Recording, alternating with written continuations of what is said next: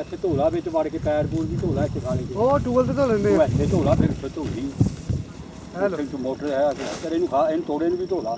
ਤੋੜਾ ਲੈ ਕੇ ਜਾਣਾ ਘਰ ਨੂੰ ਨਾਲ। ਉਹ ਨਹੀਂ। ਅੱਛਾ ਵਾਹ। ਸਲਾਮ ਵਾਲੇਕੁਮ ਜੀ।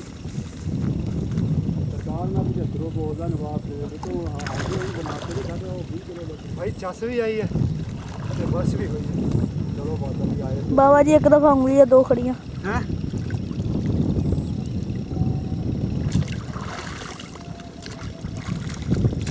ਇਹ ਕੀ ਕੀਤਾ?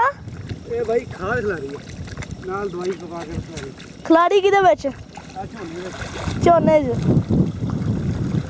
ਇਹ ਤੁਹਾਡਾ ਤੋੜਾ ਕਿਹਨੂੰ ਡੁੱਟਦਾ ਜਾਂਦਾ? ਆ ਵੇਖੋ ਭਾਈ ਤੋੜਾ ਤੋੜਾ ਭਰਿਆ ਅਸਤ ਮੁੜ ਕੇ ਖਾਲੀ ਹੋ ਗਿਆ ਅਸਤ। ਪੂਰਾ ਚੱਲ ਢੋਲੇ ਹੁਣ ਖਾਲੇ ਚ ਇੱਧਰ ਖੇਤ ਚ ਧੋਣਾ ਕਿਦਾ।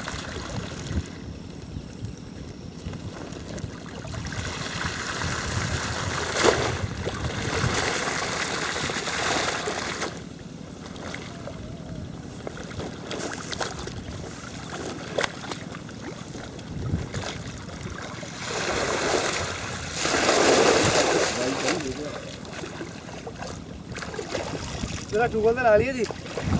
ਆ ਜਾ ਜੇ ਨਹਾਣਾ ਤੂੰ ਹਾਂ ਨਹਾ ਲਓ ਫਿਰ।